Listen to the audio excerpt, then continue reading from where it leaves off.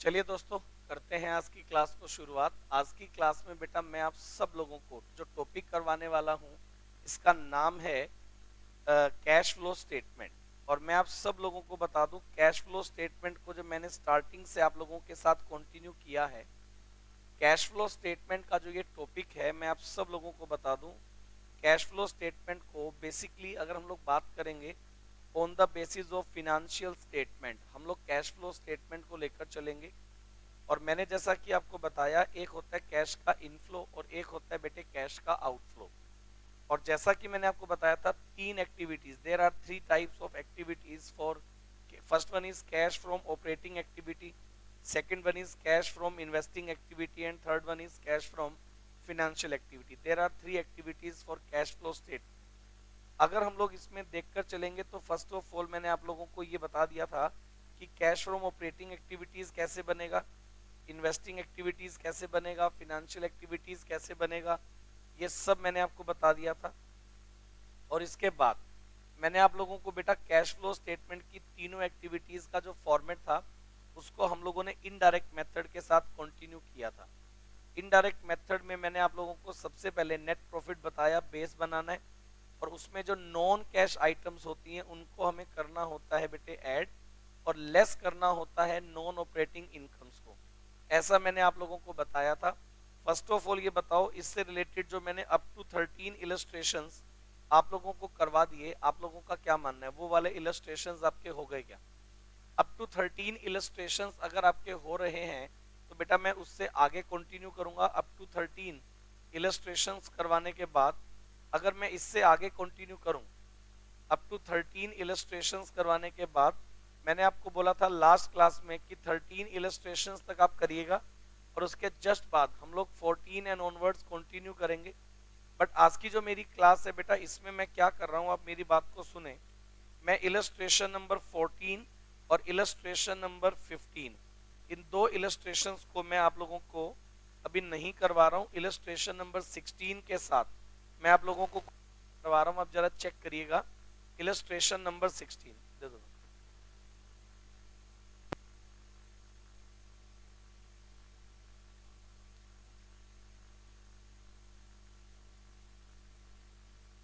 चलिए, तो मैं आप लोगों को गेट बंद कर, चलिए तो मैं आपको कैश फ्रॉम ऑपरेटिंग एक्टिविटीज के साथ कंटिन्यू करवा रहा हूं। तो मैंने आप लोगों को कैश फ्लो स्टेटमेंट में कैश फ्रॉम ऑपरेटिंग एक्टिविटीज करवा दिया। और आज की क्लास में बेटे मैं आप सब बच्चों को कैश फ्रॉम ऑपरेटिंग एक्टिविटीज के अप टू 13 इलस्ट्रेशंस मैंने आपको करवा दिए थे। मैं एक बार 14 और 15 ये दो इलस्ट्रेशन मैं अभी आपको नहीं करवा रहा हूँ। रीजन बीइंग, इसमें से मैं आप लोगों को जो 30 14 और 15 है, इसमें फुल फ्लैश मैं आप लोगों को जो है बताऊंगा कि किस तरह से तीनों एक्टिविटी बनानी है। एक बार मैं इसको ड्रॉप करके चल रहा हूं और मैं इलस्ट्रेशन नंबर 16 के साथ आप लोगों के लिए कंटिन्यू कर रहा हूं। इलस्ट्रेशन नंबर 16 के साथ मैं कंटिन्यू करूंगा। आप सब बच्चे एक बार अपनी बुक में इलस्ट्रेशन नंबर 16 को पढ़िए, और जिसमें हमें एक statement of profit and loss given है, जिसमें कि रेवेन्यू फ्रॉम ऑपरेशन हमें गिवन है 13,80,000, अदर इनकम हमें गिवन है 1,60,000, टोटल रेवेन्यू हमें गिवन है 15,40,000। आफ्टर दैट एक्सपेंसेस में परचेज गिवन है, एक्सपेंसेस में change in value of inventories opening और क्लोजिंग ये हमें गिवन है, इंप्लॉई बेनिफिट एक्सपेंस हमें गिवन है, डेप्रीशिएशन एंड अमोर्टाइजेशन ये हमें गिवन है, अदर एक्सपेंसेस हमें गिवन है, आफ्टर दैट टोटल एक्सपेंस, और प्रॉफिट बिफोर टैक्स हमें गिवन है 88,000। आफ्टर दैट अगर हम लोग इसकी एडजस्टमेंट्स को चेक करते हैं तो इन्होंने क्या किया, वर्किंग नोट में आप जरा चेक करो, इन्होंने वर्किंग नोट में एडजस्टमेंट नंबर 1 अदर इनकम को ब्रीफिंग किया हुआ है कि भाई अदर इनकम में डिविडेंड रिसीव था 40,000 और profit on sale of building है 1,20,000। इन्होंने वर्किंग नोट नंबर 2 में डेप्रीशिएशन एंड अमोर्टाइजेशन को रखा है, जिसमें डेप्रीशिएशन का अमाउंट है 55,000 और गुडविल रिटर्न ऑफ है 20,000। आफ्टर दैट इन्होंने थर्ड पॉइंट में अदर एक्सपेंस को रखा है, जिसमें ऑफिस एक्सपेंस को रखा है 3,10,000, सेलिंग एंड डिस्ट्रीब्यूशन एक्सपेंस को रखा है 40,000, शेयर इशू एक्सपेंस के नाम पर है 12,000, फिर इन्होंने share issue expense written off है 12,000। आफ्टर दैट एडिशनल इंफॉर्मेशन में manufacturing wages outstanding 50,000, salary outstanding 40,000, salary prepaid 5,000। ये तीनों इंक्रीज की तरह ट्रीट होंगे कि मैन्युफैक्चरिंग वेजेस आउटस्टैंडिंग ओपनिंग में 0 था, क्लोजिंग में 50 है, आउटस्टैंडिंग सैलरी ओपनिंग में 0 था, क्लोजिंग में 40 है, और सैलरी प्रीपेड ओपनिंग में 0 था, क्लोजिंग में 5 है। ये मान करके हमें क्वेश्चन करना है। तो मैं इलस्ट्रेशन नंबर 16 के साथ कंटिन्यू करूंगा। अब क्या करो, आप इसका कैश फ्लो स्टेटमेंट आप ये बनाकर चलिए, इसका आप कैश फ्लो स्टेटमेंट आप इसमें ये बनाकर चलेंगे। कैश फ्लो स्टेटमेंट हमें फर्स्ट ऑफ ऑल ये देखना है, कैश फ्लो स्टेटमेंट का जो पार्ट है कैश फ्रॉम ऑपरेटिंग एक्टिविटीज, वो वाला पार्ट मैं बना रहा हूं। इस क्वेश्चन में हमें कैश फ्लो स्टेटमेंट का जो ए पार्ट है जिसका नाम है cash from operating activities, cash from operating activities, cash from operating activities, ये हमें बनाकर चलना है। कैश फ्रॉम ऑपरेटिंग एक्टिविटीज ये हमें लेकर चलना है। और कैश फ्रॉम ऑपरेटिंग एक्टिविटीज में हम लोग बेस बनाने वाले हैं बेटे नेट प्रॉफिट को। एज पर पी एंड एल अकाउंट हमारे पास net profit before tax calculate होकर के क्वेश्चन में गिवन था 88,000। हमने इसको बेस बना लिया और उसके बाद हम लोग इस नेट प्रॉफिट में ऐड करने वाले हैं नॉन कैश आइटम्स, ऐड करने वाले हैं नॉन कैश आइटम्स, ऐड करेंगे नॉन कैश आइटम्स, लेस करेंगे non operating income. Non cash item तो हम ऐड करेंगे, नॉन ऑपरेटिंग इनकम अगर कोई है उसको हम लोग लेस करके चलेंगे। ठीक है, इसके अलावा अगर मैं आपको बता दूं ऐड, यहां से जब non cash item non operating income को हम लोग एडलेस कर देंगे तो बेटे हमारे पास कैश फ्लो स्टेटमेंट की एक स्टेज कैलकुलेट होकर के आती है। एक स्टेज हमारे पास कैलकुलेट आती है जिसे हम लोग नाम देने वाले हैं net cash from operating activities before change in working capital, before change in working capital. फिर हम लोग ऐड करेंगे उसमें हम लोग ऐड करेंगे decrease in current asset, add करेंगे उसमें हम लोग increase in current liability, add करेंगे increase in current liability. After that हम लोग लेस करेंगे डिक्रीज इन करंट लायबिलिटी और लेस करेंगे इंक्रीज इन करंट एसेट। ये सब चीजें हम लोग करेंगे और इन सब के बाद जो हमारे पास वैल्यू कैलकुलेट होगी उसे हम लोग नाम देने वाले हैं net cash from operating activities,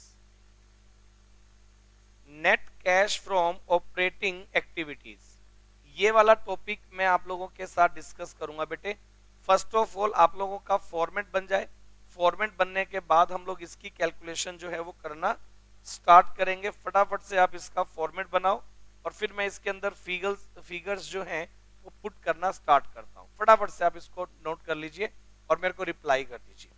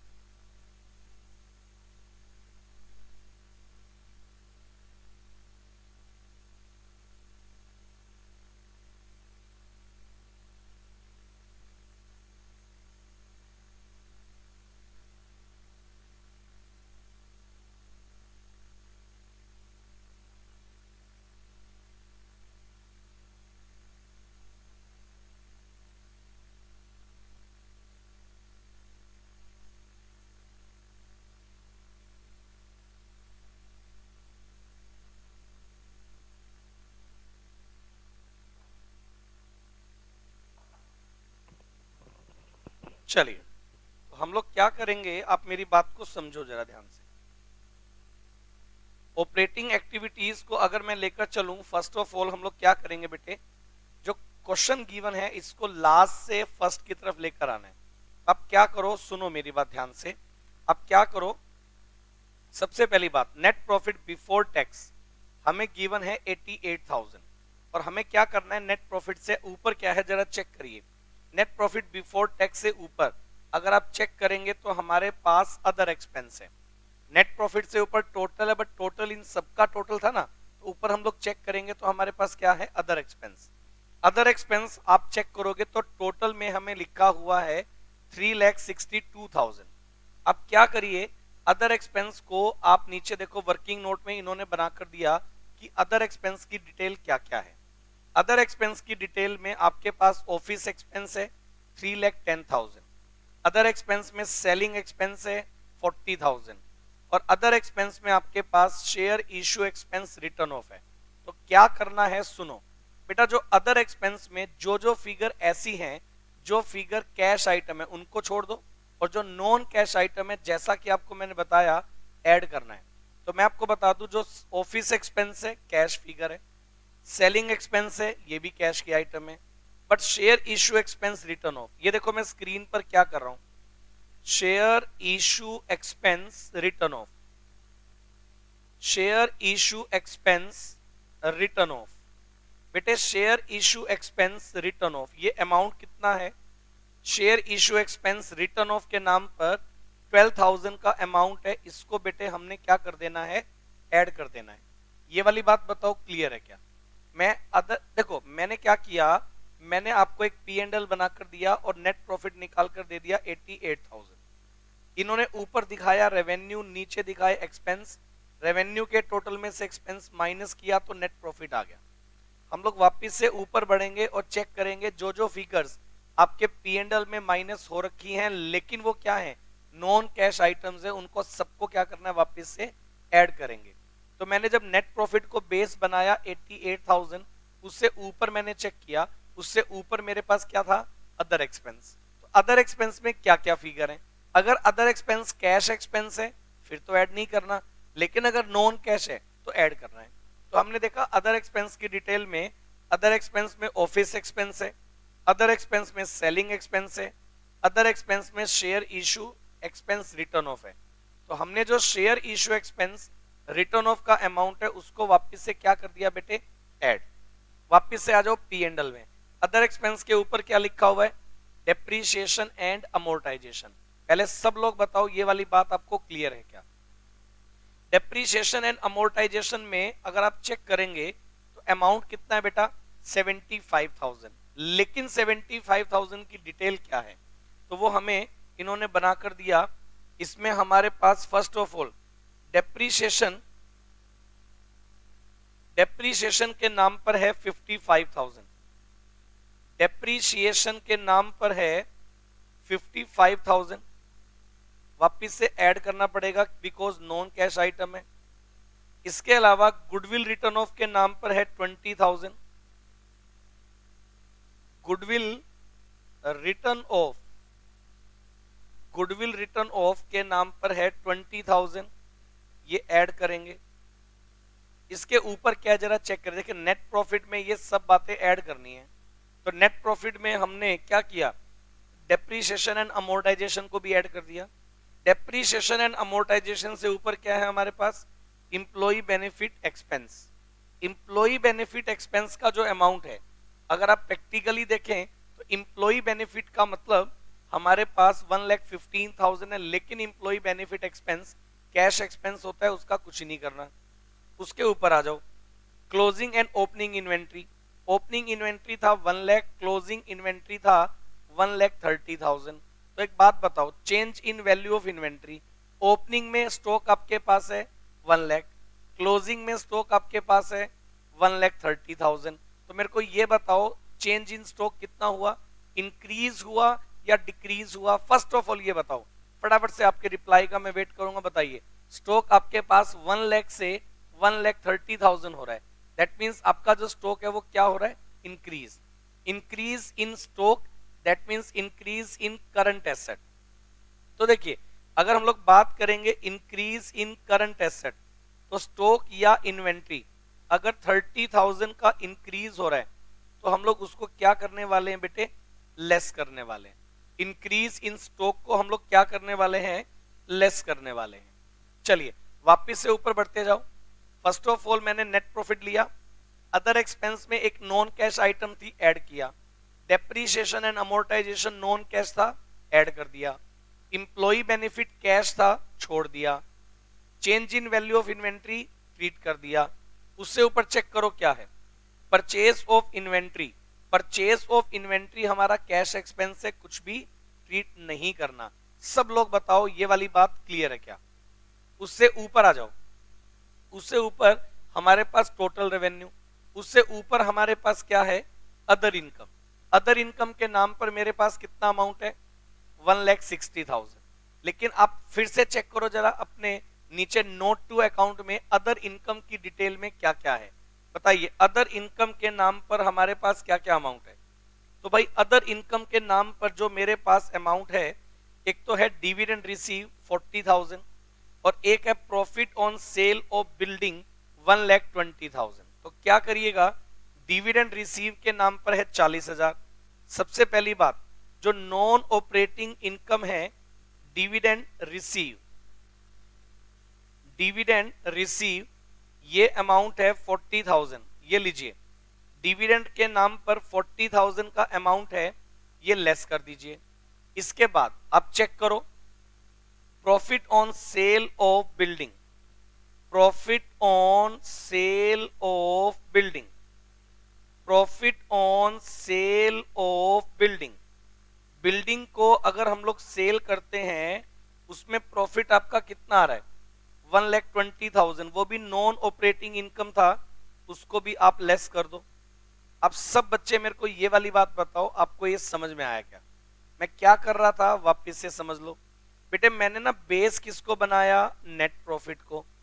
net profit base बनाने के बाद हमारे पी एंड एल में जो जो नॉन कैश आइटम माइनस हो रखी थी उनको वापस से मैंने ऐड कर दिया।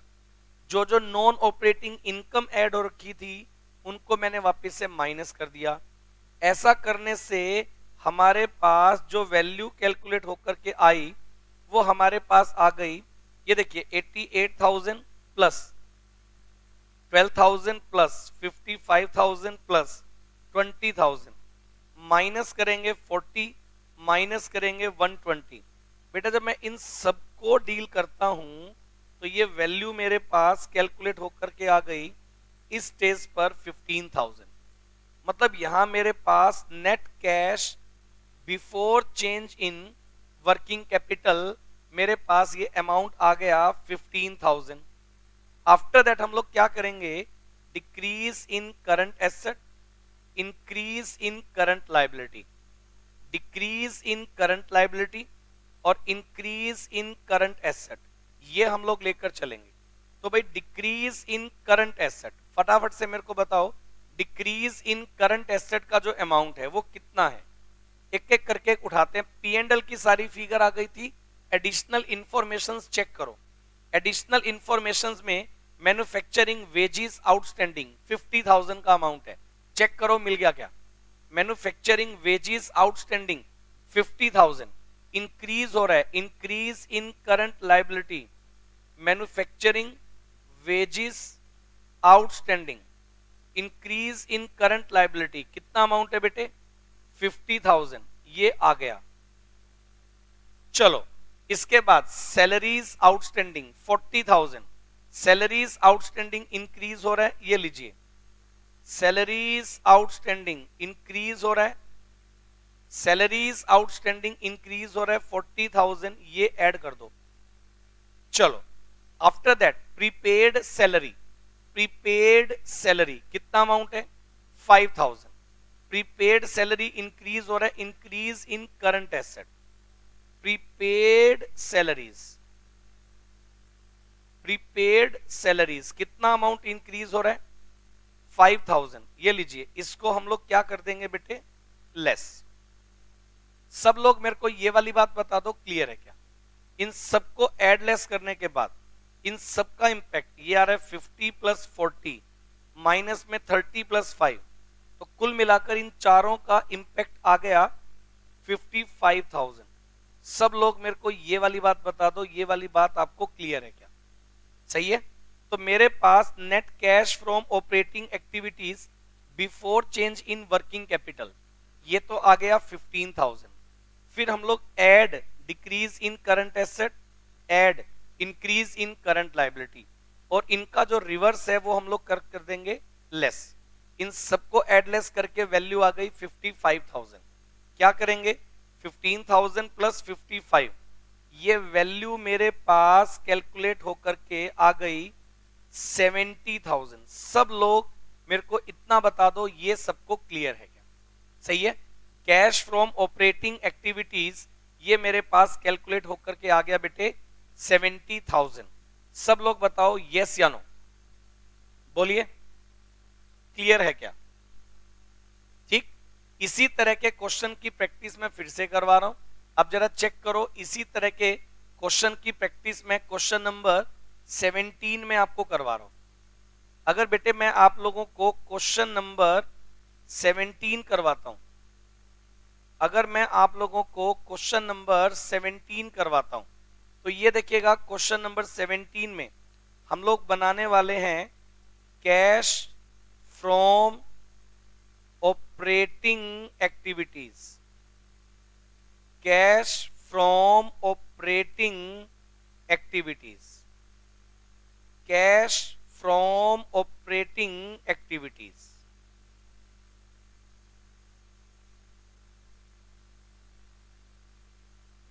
Cash from operating activities, cash from operating activities की अगर मैं बात करूं तो ये देखिएगा, अगर हम लोग कैश फ्रॉम ऑपरेटिंग एक्टिविटीज की बात करें तो फर्स्ट ऑफ ऑल मैं फिर आपको बता दूं, वही हम लोग स्टार्ट करेंगे बेटे नेट प्रॉफिट के साथ।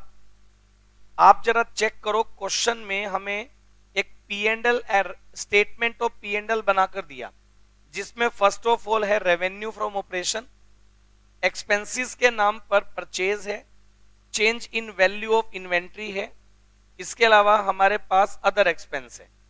इसके बाद टोटल एक्सपेंस के बाद इन्होंने नेट प्रॉफिट बिफोर टैक्स निकाल कर दिया 1,50,000। फर्स्ट ऑफ ऑल मेरे को ये बताओ, आपको नेट प्रॉफिट की वैल्यू मिल गई क्या? नेट प्रॉफिट है 1,50,000। सब लोग बताओ आपको नेट प्रॉफिट क्वेश्चन में मिल गया क्या? बोलिए। नेट प्रॉफिट की वैल्यू है 1,50,000। अब मैं क्या करूंगा, एडिशनल इंफॉर्मेशन के नाम पर भी इसमें कुछ बातें गिवन है, मैं एक काम कर लेता हूं। सबसे पहली बात ऐड, प्लीज मेरी बात को सुनिए, मैं ऐड करूंगा बेटे non cash items. Please non cash items को तो मैं ऐड करूंगा, लेस करूंगा मैं नॉन ऑपरेटिंग इनकम, लेस करूंगा नॉन ऑपरेटिंग इनकम, इसको मैं लेस करूंगा। नॉन कैश आइटम्स को मैं ऐड करूंगा, नॉन ऑपरेटिंग इनकम को मैं लेस करूंगा। ऐसा करने से मेरे पास वैल्यू जो कैलकुलेट होगी, that means net profit before net cash from operating activities, net cash from operating activities before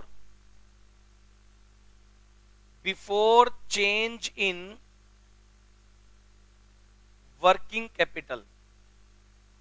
फिर उसमें ऐड करना है आपको decrease in current asset, add करना है आपको इंक्रीज इन करंट लायबिलिटी, और लेस करना है इंक्रीज इन करंट एसेट, और लेस करना है डिक्रीज इन करंट लायबिलिटीज। आप सब लोग मेरे को ये वाली बात बता दो, ये वाली बात क्लियर क्या?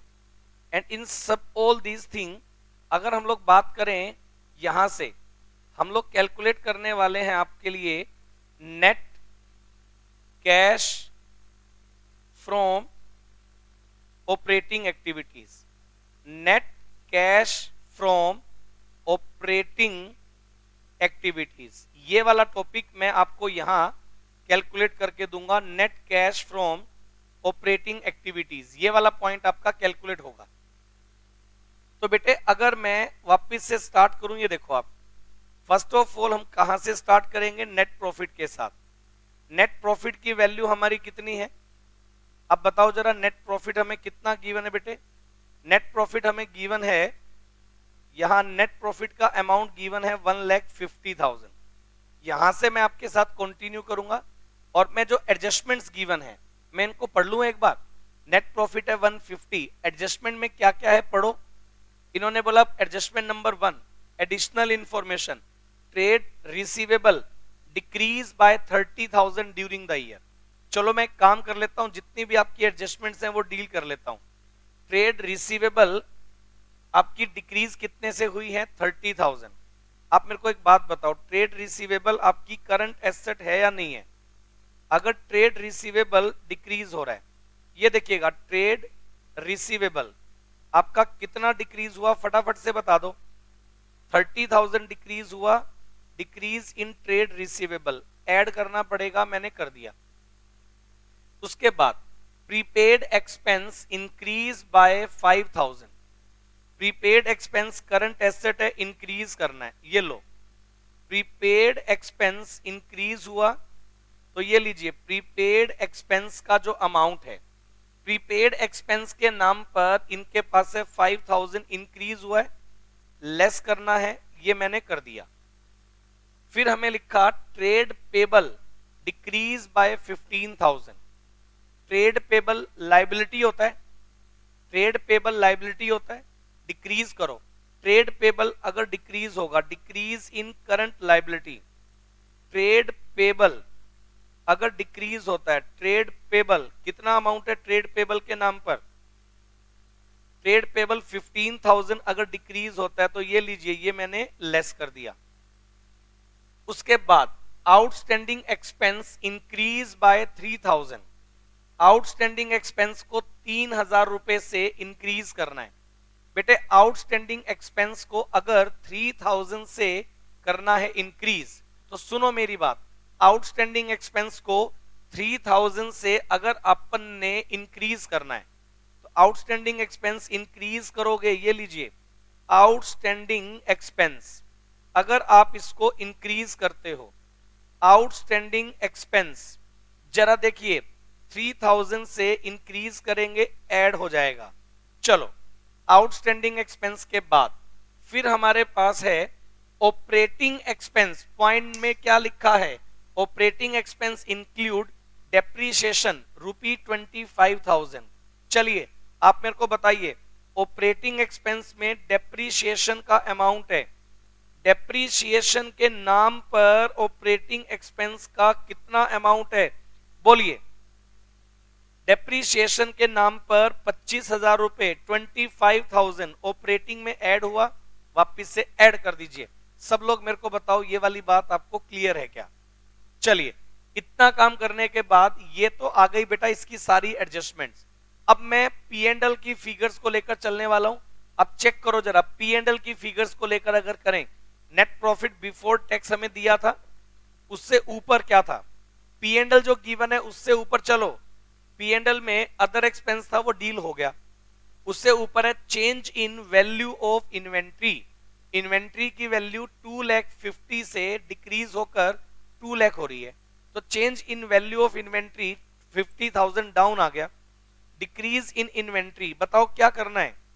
इन्वेंट्री ये लो, इन्वेंट्री का अमाउंट डिक्रीज करना है। कितना अमाउंट डिक्रीज करना है बताना जरा।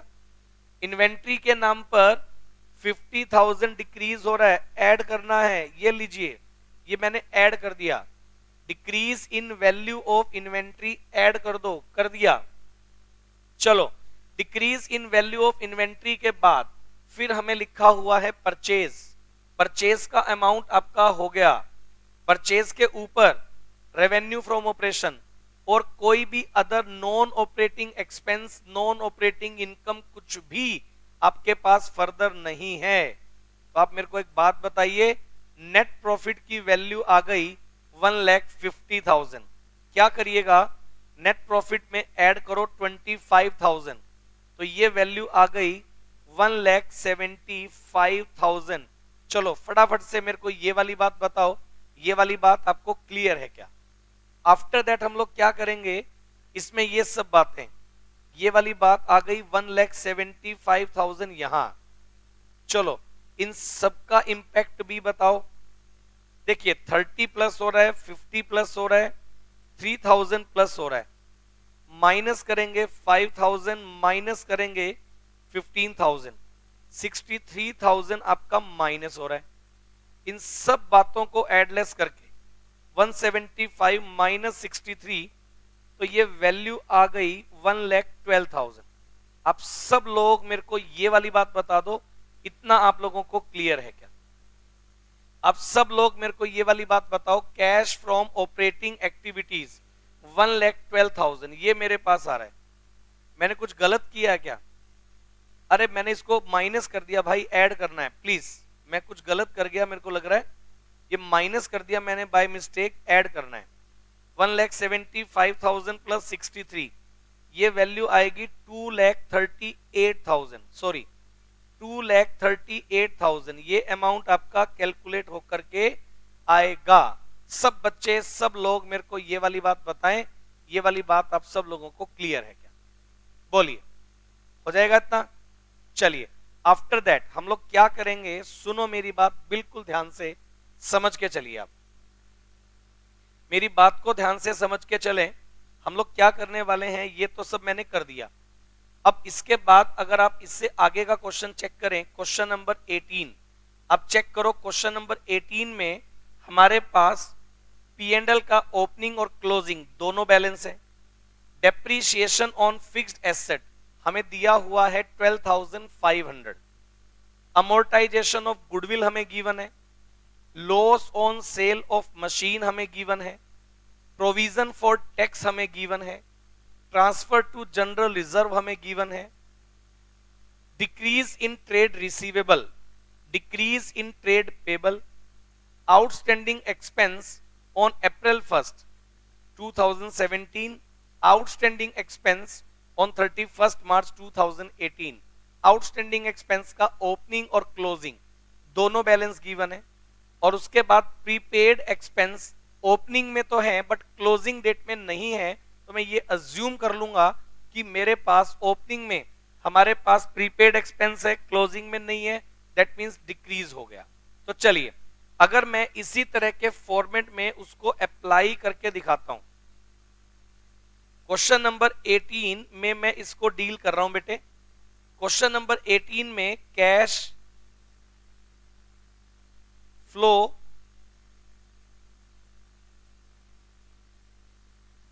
स्टेटमेंट ये मैं बनाऊंगा, कैश फ्लो स्टेटमेंट ये मैं बनाऊंगा, और इसका एक पार्ट या एक काम कर देता हूं, सुनो, ऊपर मैं इसको कैश फ्लो स्टेटमेंट नहीं लिखता हूं, मैं लिखता हूं कैश फ्रॉम ऑपरेटिंग एक्टिविटीज, मैं लिखता हूं कैश फ्रॉम ऑपरेटिंग एक्टिविटीज,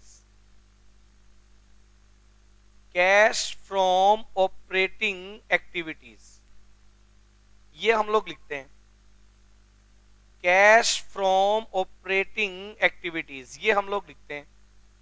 क्या करेंगे, इसको स्टार्ट करेंगे नेट प्रॉफिट के साथ, इसको हम लोग स्टार्ट करते हैं नेट प्रॉफिट के साथ, और इसमें ऐड हम लोग करेंगे, इसमें ऐड हम लोग करेंगे नॉन कैश आइटम्स, इसमें ऐड हम लोग करेंगे नॉन कैश आइटम्स। आप मेरी बात को समझिएगा, इसमें ऐड करना है नेट प्रॉफिट में non cash items, non cash items को हमने ऐड करना है, लेस करेंगे non operating income, non cash item तो हम इसमें ऐड करेंगे, नॉन कैश आइटम तो हम इसमें ऐड करेंगे, लेस करिए नॉन ऑपरेटिंग इनकम, जो भी आपकी नॉन ऑपरेटिंग इनकम है उसको अपन ने लेस करना है, नॉन कैश आइटम को ऐड करना है, नॉन ऑपरेटिंग इनकम को हमने करना है लेस। इसके बाद ऐड करेंगे डिक्रीज इन करंट एसेट, और ऐड हम लोग करेंगे increase in current liability, increase in current liability ये ऐड करेंगे, और लेस करेंगे रिवर्स, लेस करेंगे डिक्रीज इन करंट लायबिलिटी, और लेस करेंगे इंक्रीज इन करंट एसेट। इन सब बातों को ऐड लेस करने के बाद जो वैल्यू हमारे पास कैलकुलेट होकर के आएगी, इन सब बातों के बाद जो वैल्यू हमारे पास कैलकुलेट होकर के आएगी, उस वैल्यू को हमने नाम दे देना है net cash from operating activities. इसे हमने नाम दे देना है net cash from operating activities. इसे हमने ये वाला नाम दे देना है। अब सब बच्चे, सब लोग मेरे को बताओ, ये वाली बात आप सब लोगों को क्लियर है क्या? सही बात है। अब मैं आपका जो क्वेश्चन है वो वैसे ही सोल्व करूंगा। ये फॉर्मेट तो मेरे ख्याल से आप सब लोगों को लर्न हो गया होगा, है ना। अब हम लोग क्या करेंगे इस फॉर्मेट में, स्टार्टिंग किससे करेंगे? नेट प्रॉफिट के साथ। चेक करके बताओ क्वेश्चन में नेट प्रॉफिट का जो बैलेंस है, प्रैक्टिकली अगर मैं बताऊं तो नेट प्रॉफिट को लेकर क्या गिवन है। नेट प्रॉफिट का क्लोजिंग बैलेंस गिवन है 80,000, नेट प्रॉफिट का ओपनिंग बैलेंस गिवन है 25,000। तो अगर मैं डिफरेंस चेक करूं 80 माइनस 25, तो हमारे पास नेट प्रॉफिट के नाम पर 55,000 आ गया। सब बच्चे ये वाली बात बताओ, ये वाली बात क्लियर है क्या?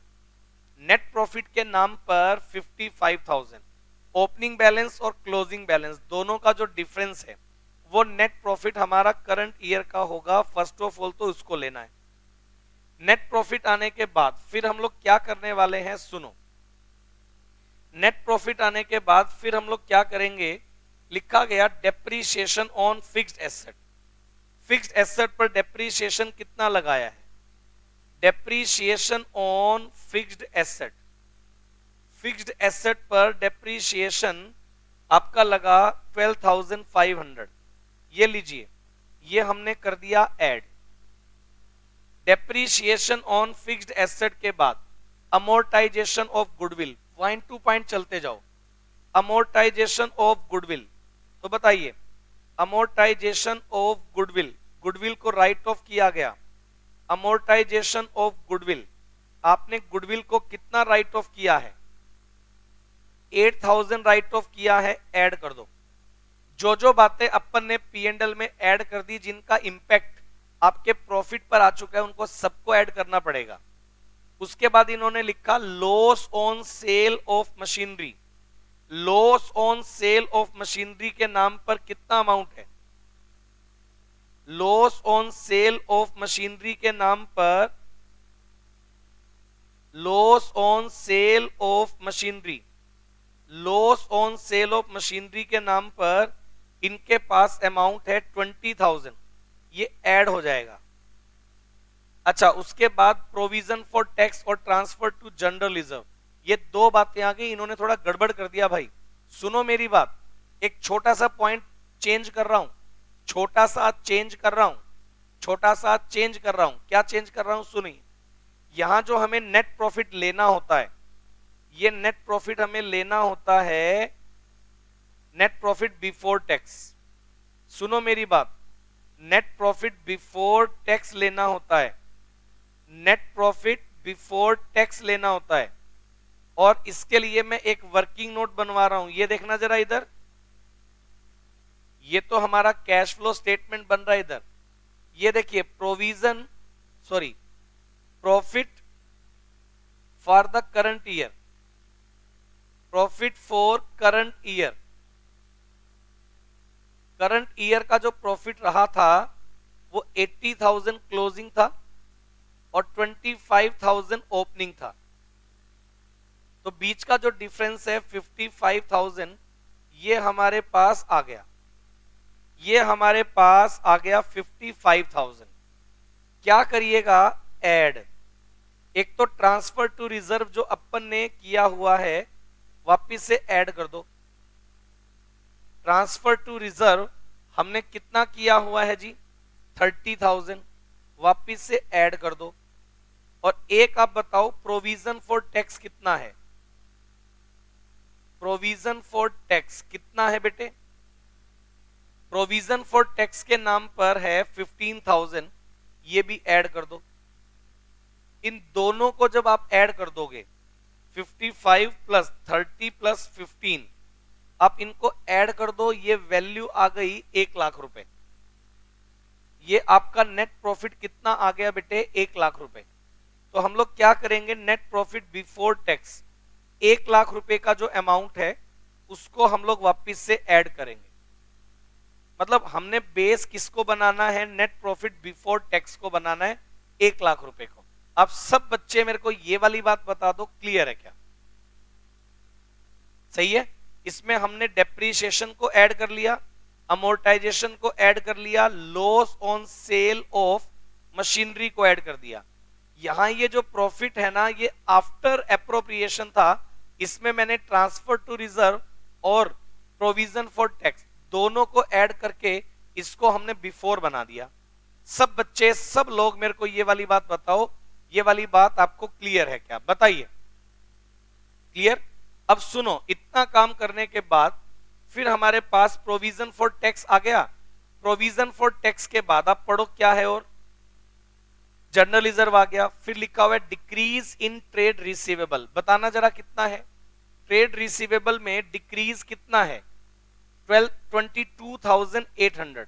Decrease in trade receivable 22,800।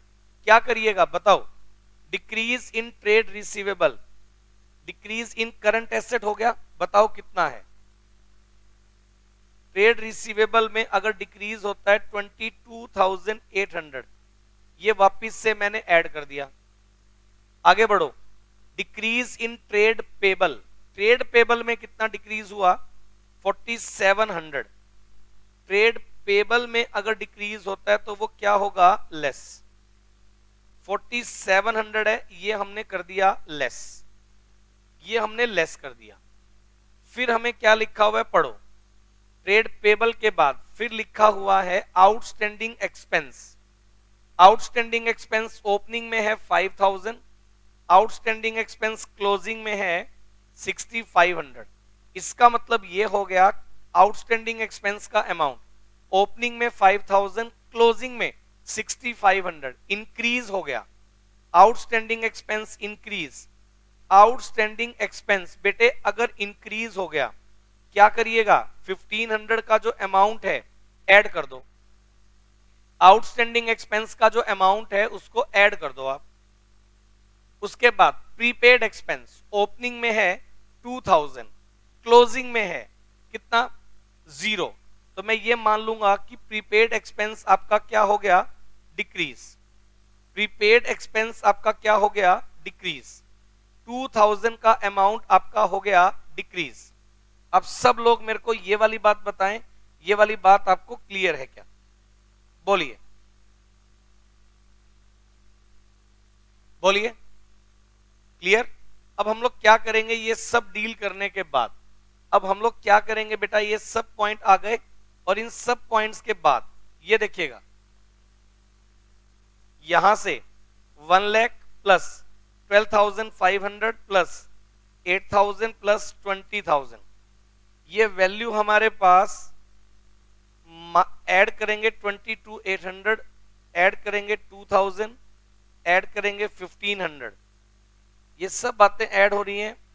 Less करिया हमने 4,700, तो मेरे पास ये जो वैल्यू है ये यहां से आ जाएगी फिलहाल 1,62,100। इन सब का निचोड़ ये वैल्यू आ रही है बेटा। सब लोग मेरे को ये वाली बात बताओ, क्लियर है क्या, ठीक। इसमें एक अजम्पशन होता है छोटा सा, हमने जो प्रोविजन फॉर टैक्स बनाया था, ऊपर हमने प्रोविजन बनाया था करंट ईयर का 15,000, तो हम लोग ये अज्यूम कर लेंगे कि वो पेड भी कर दिया गया होगा सेम अमाउंट, क्योंकि जितना प्रोविजन बनाया उतना ही हमने पेड कर दिया, तभी तो वो लाइबिलिटी में इंक्रीज नहीं हुआ। इसीलिए उसको भी हम लोग क्या करेंगे, माइनस। इनको माइनस करने के बाद हमारे पास ये वैल्यू आएगी इतनी अमाउंट। अब सब लोग मेरे को ये वाली बात बताओ, ये वाली बात आपको क्लियर है क्या? सुनो, प्रोविजन फॉर टैक्स को लेकर के मैं आपको एक बात बताता हूं। करंट ईयर में हमने एक प्रोविजन बनाया पी एंड एल से, एंट्री बनाई होगी P and L account debit या statement of P and L debit to provision for tax account. हमने करंट ईयर में प्रोविजन बनाया, नेट प्रॉफिट में से माइनस हुआ था, इसीलिए ऊपर मैंने नेट प्रॉफिट में ऐड कर दिया। लेकिन क्योंकि प्रोविजन बनाने के बाद पेड किया होगा, तो हमने नेक्स्ट एंट्री क्या बनाई, provision for tax account debit to bank account. हमने नेक्स्ट एंट्री बनाई होगी प्रोविजन फॉर टैक्स को पेड करने को लेकर, एंट्री हमने बनाई होगी provision for tax account debit to provision for tax account debit to bank account. Provision for tax का अमाउंट हमने पेड कर दिया होगा, तभी तो वो लाइबिलिटी में शो नहीं हुआ। ये लीजिए, ये अमाउंट हमने पेड कर दिया होगा, तो पेड करने से कैश का आउटफ्लो होता है, इसी वजह से टैक्स पेड को सबसे लास्ट में हम लोग माइनस कर देंगे। जनरली जब स्टैंडर्ड क्वेश्चन आएंगे तो हमें एक करंट ईयर का अमाउंट दिया होगा, एक प्रीवियस ईयर का अमाउंट दिया होगा। हम ये मान लेंगे कि करंट ईयर वाला तो प्रोविजन है, लास्ट ईयर वाला करंट ईयर में पेड होता है, तो ऊपर ऐड तो करेंगे करंट ईयर वाला और लेस करेंगे टैक्स पेड प्रीवियस ईयर वाला। करने का ट्रीटमेंट तो ये होगा, बट अगर सिंगल ईयर का प्रोविजन फॉर टैक्स दिया हुआ है, उसी को ऐड करना है, उसी को लेस करना है, ये लेकर के चलिएगा। ठीक बात है? तो चलिए फिर आज के लिए इतना मैं आपको करवा रहा हूं। आप लोग क्या करिएगा, क्वेश्चन नंबर 18 तक ही आप कर सकते हैं। बीच में से मैंने 2 क्वेश्चन आपको ड्रॉप करवा दिए थे आज। कौन कौन से वाले, तो मैं बता दूं आप लोगों को, मैंने ड्रॉप करवा दिए 14 और 15, ये 2 क्वेश्चन मैंने ड्रॉप करवा दिए। तो ये नहीं करने हैं, बाकी सब करने हैं। आप करके चलो, बढ़िया लेवल पर मैं लेकर चलूंगा इन क्वेश्चंस को। ठीक है बेटे, आज के लिए इतना करते हैं, अगली क्लास में फिर मिलेंगे बढ़िया टॉपिक के साथ, बढ़िया क्वेश्चंस के साथ। बने रहे मेरे साथ। थैंक यू सो मच, मिलते हैं अगली क्लास में।